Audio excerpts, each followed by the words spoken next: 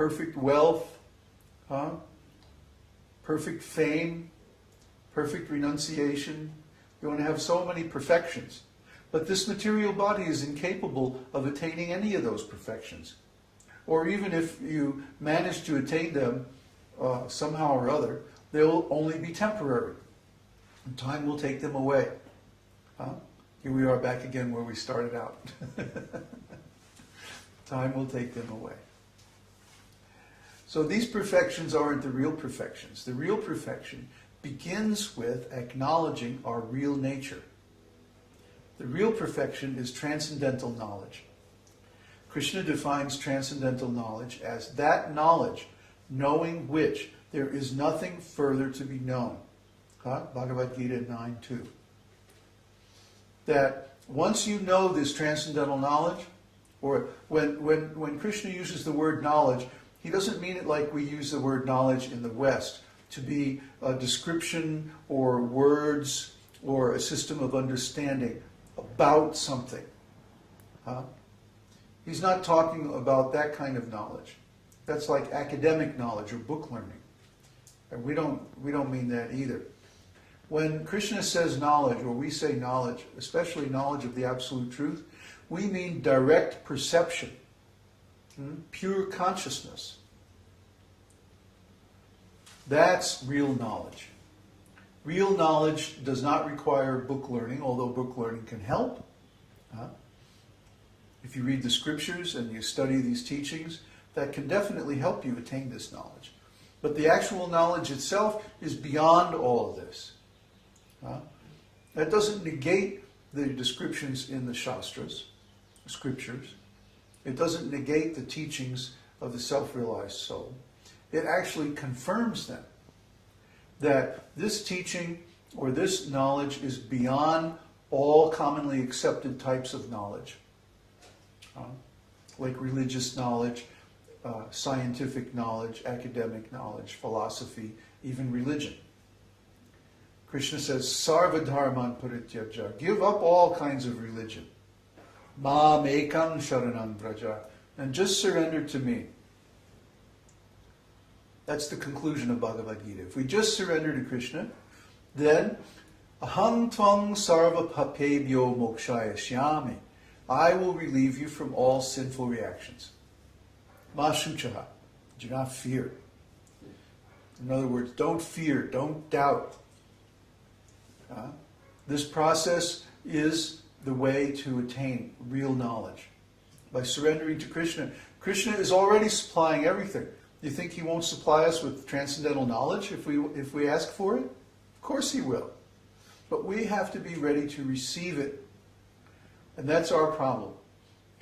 We want to keep all of our options.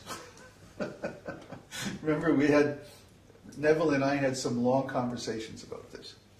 How people instinctively want to hold on to all their options. They don't want to let go or close the door on any of their possibilities, even if they don't intend to actually use them. It's a fact of human nature. People hate to give up the opportunity or the option of doing this or that, even if they never intend to actually do that. They just want to have it, to know that it's there. But taking up transcendental life means renouncing forever the material life. Just like when somebody takes sannyas or Babaji initiation, they give up forever the possibility of marriage. Which is not a problem because we have a relationship with Krishna. And our relationship with Krishna is so much more wonderful than any marriage. Believe me, I know, talking from experience, that it's so much more satisfying and so much more perfect that you can't even compare the two. They're not even on the same playing field. So we don't think of it as a loss. Oh, I have to give up marriage. Oh, how terrible. No, it's like, well, so what? Who needs it anyway? So when we actually come to the platform of spiritual knowledge, we don't see giving up our material possibilities as renunciation. Because it's like, well, who would want that anyway? Huh? It's just like, if I say, well, here's a bucket of old used motor oil. It's like, what do I want that for? Huh? Or something, equally disgusting. What's the value of that anyway? A person in transcendental knowledge sees like that. What's the value of material wealth? Or material beauty, or material knowledge, or position, or power, or any of that stuff? Huh? What's the value of it? Even if I accept it, then I have to fight to hold on to it, and ultimately it's going to go away by the force of time. So why should I even get involved? Why should I even take the first step toward it by desiring it? Better to just let it go. Just leave it alone. We don't become hung up either on acceptance or rejection. See? We don't say, oh, you have to give up sex life, it's evil, it's bad, it's terrible, and rant on and on and on about it. No. Sex life will go away by itself once you realize love of God. And how much more satisfying it is. And this is what we're really looking for. Once we find this love, then all these other actually illusory forms of love just seem to be ridiculous.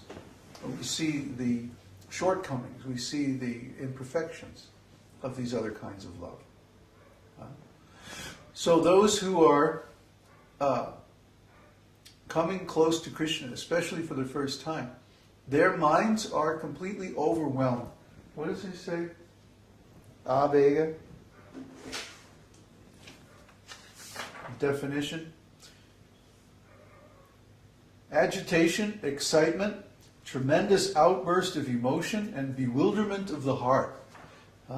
It's like you want to express yourself in all these different ways at the same time when you first see Krishna. It's like you can't get it all out because there's all these things that. It's like when you see a friend, or dear friend that you haven't seen in a long time. It's like all these emotions come out all at once, and you're like tripping over yourself, trying to express them all. So it's like that when you see Krishna. Oh, you can't describe. I can't describe anyway. Maybe some great poet could describe how wonderful it is. But I can't. One more. Unmāda. Unmāda. The definition of unmāda, it's loosely translated madness, but it's transcendental madness. Bewilderment of the heart that arises from extreme bliss, calamity, or acute separation is called unmāda. The symptoms of unmāda are loud laughter, dancing, singing, futile action, incoherent speech, running, shouting, and behaving in a contrary manner. So this madness, again, is different from material madness. Material madness is due to the action of the mode of goodness. But unmāda is due to the action of shuddha sattva, pure goodness. See? So it couldn't be more different from ordinary material madness. Material madness means a forgetfulness of everything that's good, and the truth and knowledge and all these things. But unmāda means that one forgets about everything else except Krishna. And even if one is in a separation from Krishna, then one comes in contact with Krishna through remembrance. And there's many, we'll get to your question, there's many examples of this in the scriptures. That both when the gopis met Krishna and when they were separated from Krishna, at both times they expressed symptoms of unmāda. And they began to sing, dance, imitate Krishna's pastimes, they basically they started speaking to animals and trees, and demonstrated all these symptoms of craziness. But it was all transcendental because it's all in relationship with Krishna. There's a painting that we have. All the gopis are in the garden, and it's going weird. There's one gopi standing on the gopi's shoulders going... Yeah. I am Krishna. Yeah. This is unmāda. It's not something that we want to talk about a lot because it's a very, very high symptom of transcendental love for Krishna. Not everyone can understand this. In fact, very few people can understand it.